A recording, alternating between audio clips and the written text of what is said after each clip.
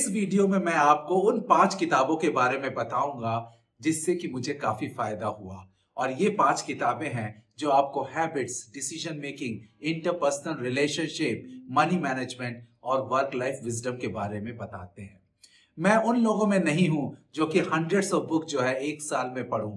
मैं करीब 5 या 10 किताबें चूज करता हूं और उसको धीरे धीरे पढ़ता हूं, कभी कभी 2-2 बार पढ़ता हूं, जिससे कि मैं उसे काफी अच्छे से समझ सकूं। तो ये जो 5 किताबें हैं, अगर आप अपनी 20s में हो या फिर 40s में हो, आपको जरूर पढ़नी चाहिए। और अगर आप पढ़ने का शौक नहीं रखते हैं तो आप इसे ऑडियो बुक में भी सुन सकते हैं। और तो और इन 5 किताबों को मैंने अपने बच्चों को जो कि यंग एडल्ट हैं और अपनी प्रोफेशनल लाइफ शुरू किए हुए हैं, उनको मैंने गिफ्ट किया था और इस किताब से उन्हें भी काफी फायदा हो रहा है। तो आप मेरे वीडियो को अंत तक देखते रहिए, जहां मैं इन 5 किताबों के बारे में बताऊंगा और उसमें किस बात पे जोर दिया गया है, क्या आपको करना चाहिए, उसके बारे में बताऊंगा। और अगर आपने मेरे वीडियो को अभी तक लाइक, शेयर या सब्सक्राइब नहीं किया है, then you please do it. पहली किताब है atomic habits by James Clear. ये काफी पॉपुलर बुक है हैबिट फॉर्मेशन के बारे में। आपने हैबिट से रिलेटेड काफी कोट्स सुने होंगे। कुछ पॉपुलर कोट है जो मैं पढ़ रहा हूं। Successful people are simply those with successful habits by Brian Tracy. इसका मतलब है कि सक्सेसफुल पीपल वो होते हैं जिनके पास कुछ अच्छे हैबिट्स होते हैं और वो हैबिट्स जो है वो उन्हें सक्सेसफुल बनाते हैं। दूसरा जो कन्फ्यूशियस ने कहा है, all people are same, only their habits differ. सारे लोग एक जैसे होते हैं, लेकिन जिनके हैबिट्स अच्छे होते हैं वो अपने आप को समाज में, वर्क में, लाइफ में अपने आप को डिफरेंशिएट करते हैं और आगे अपने आप को बढ़ के दिखाते हैं। तीसरा कोट है जैक कैनफील्ड का, your habits will determine your future. आपकी जो हैबिट्स हैं वो आपका फ्यूचर डिटरमाइन करती है। तो अब आप पूछेंगे कि अच्छी हैबिट किस तरह से फॉर्म की जाए। तो इस बुक में स्टेप बाय स्टेप प्रोसेस बताया गया है, step by step action item बताए हैं कि किस तरह से आप जो है बैड हैबिट्स को दूर कीजिए और गुड हैबिट्स को अपनाइए। और इसके लिए आपको कंसिस्टेंटली पर डे एक बेबी स्टेप्स लेके इंक्रीमेंटल आगे बढ़ना है। अचानक रातों रात कुछ नहीं हो सकता है और बहुत समय के बाद आप जो है अपने आप में चेंज देखेंगे और वो अच्छी हैबिट के साथ आप आगे बढ़ सकते हैं। अगर आप अपने आप को ऑब्जर्व करें तो आपको लगेगा कि बहुत सारी चीजें जो आपके करियर में आपको लिमिट कर रही थी, वो जो है आपकी बैड हैबिट्स के कारण है, वो आपकी बैड अप्रोच के कारण है। तो उन बैड हैबिट्स को दूर करने के लिए आपको इस बुक से स्टेप बाय स्टेप मदद लेकर के आप उन्हें अच्छी हैबिट में कन्वर्ट कीजिए। जब आप अच्छी हैबिट्स को अपनाएंगे तो आपको खुद लगेगा कि आपने कुछ अपने हिडन पोटेंशियल को अनलीश कर दिया है और वो आपके करियर को, आपके लाइफ को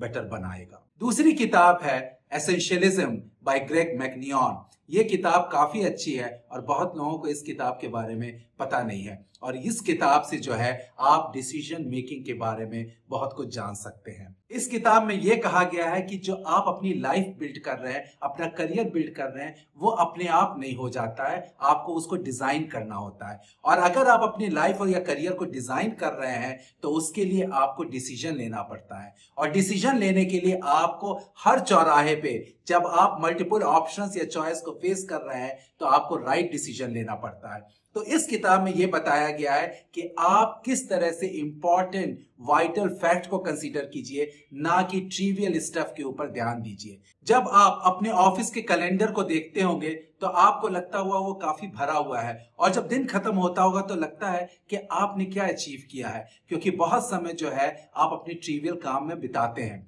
और अगर आप अपने दिन को देखें तो जरूर कोई एक बहुत प्रोडक्टिव आवर होगा, एक लेस प्रोडक्टिव होगा और एक इन बिटवीन होगा।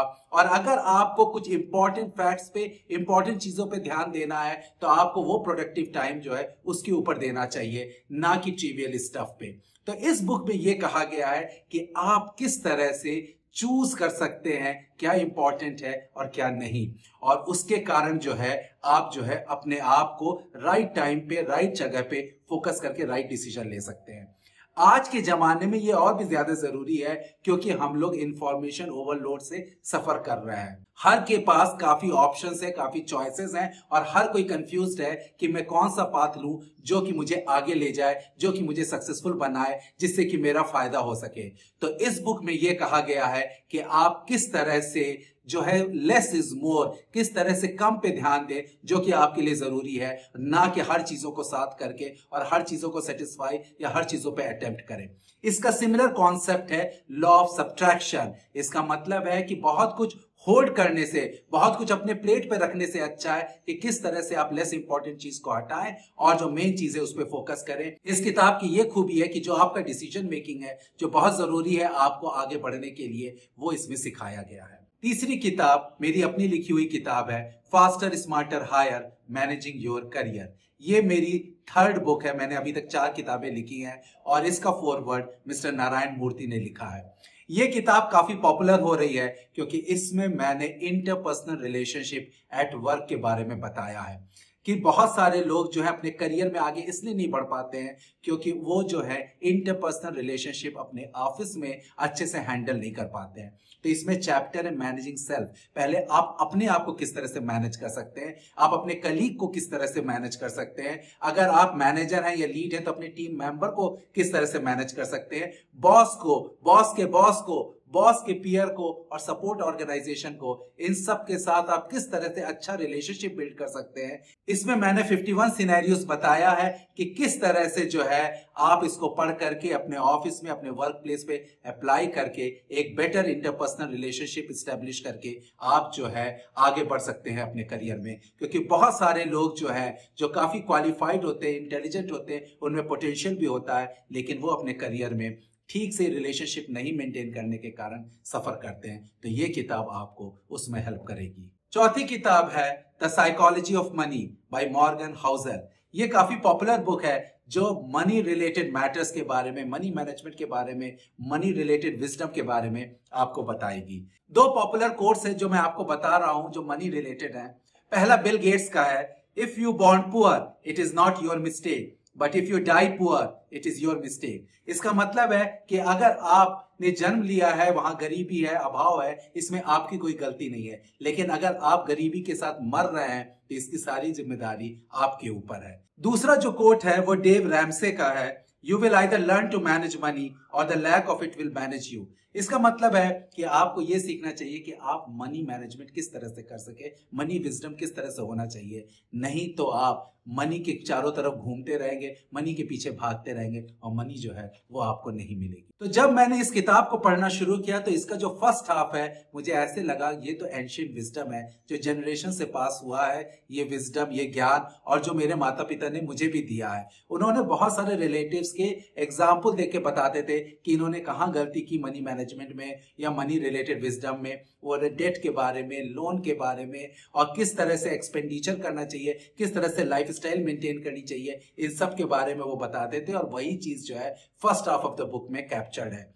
लेकिन जब मैं इस बुक का सेकेंड हाफ पढ़ना शुरू किया तो it was an eye opener. वहां पे ये बताया गया है कि आप स्प्रेडशीट बेस पे या रैशनल बेस पे आप डिसीजन मनी रिलेटेड मैटर्स का नहीं लेते हैं। बहुत सारे डिसीजन जो है आप अपनी डाइनिंग टेबल पे लेते हैं, बहुत सारे डिसीजन आप अपने ईगो के लिए लेते हैं, अपने प्राइड के लिए लेते हैं, और बहुत सारी चीजें जो विश्व में हो रही है उनको देखते हुए लेते हैं, और वो रैशनल नहीं होते हैं, वो गट फीलिंग के साथ आते हैं। तो कहाँ आपको किस तरह का डिसीजन लेना चाहिए, किस तरह से आपको मनी मैनेजमेंट करना चाहिए, किस तरह का मनी विजडम हो, ये इस किताब में बहुत अच्छे से बताया गया है। और 5वीं किताब है द अल्मानेक ऑफ रवि रविकांत, जो कि एरिक जॉर्गेनसन ने लिखी है।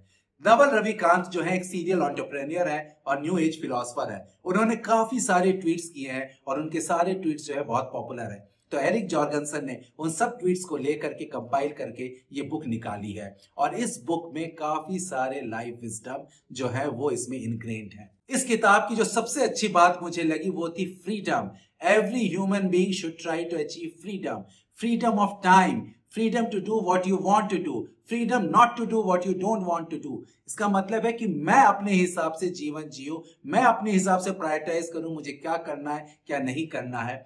30 साल के कॉर्पोरेट करियर के बाद जब मैंने प्रीमेच्योर रिटायरमेंट ले लिया था at the top of my career और मैंने जो सोलोप्रेन्योर जर्नी शुरू की, तब मुझे रियलाइज हुआ कि ये फ्रीडम क्या चीज होती है, मैं किस असाइनमेंट को हाँ कहता, किसको ना करता और किस तरह से जो है मैं किसी के चलाए अपना जीवन नहीं चलता बल्कि अपने बलबूते पे चलता।